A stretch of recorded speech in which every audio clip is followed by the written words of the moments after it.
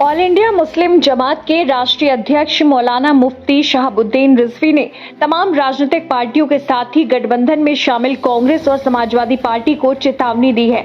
उन्होंने कहा कि मुसलमानों के कंधों पर सवार होकर वोट बैंक की राजनीति करने वाली राजनीतिक पार्टियां लोकसभा चुनाव में मुसलमानों को उनकी आबादी के हिसाब से टिकट दें, क्योंकि अब मुसलमान जागरूक हो गया है, इसलिए अपनी अनदेखी बर्दाश्त नहीं करेगा।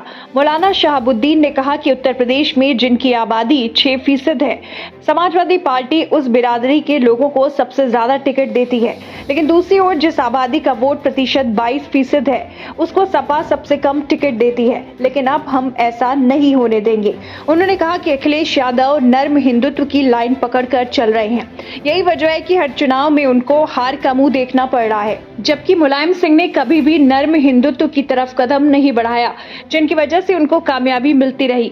मौलाना ने आगे कहा कि सपा ने मुसलमानों को सिर्फ एक वोट बैंक के तौर पर इस्तेमाल किया और मुसलमानों के लिए बुनियादी तौर पर कोई काम नहीं किया।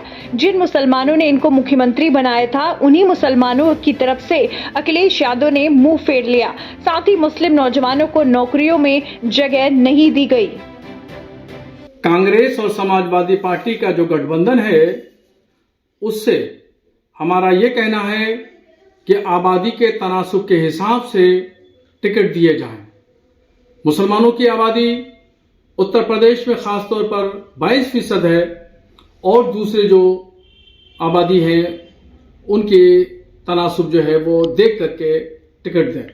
22% मुस्लिम आबादी होने की वजह से सबसे बड़ा हक जो बनता है वो मुसलमानों को बनता है, मगर गुज़िश्ता सालों में देखा यह गया कि समाजवादी पार्टी ने 6% लोगों को, जिनकी आबादी 6% है, उनको सबसे ज्यादा टिकट दिए और मुसलमानों की आबादी 22% है, उनको सबसे कम टिकट दिए, चाहे वो विधानसभा हो चाहे वो लोकसभा हो।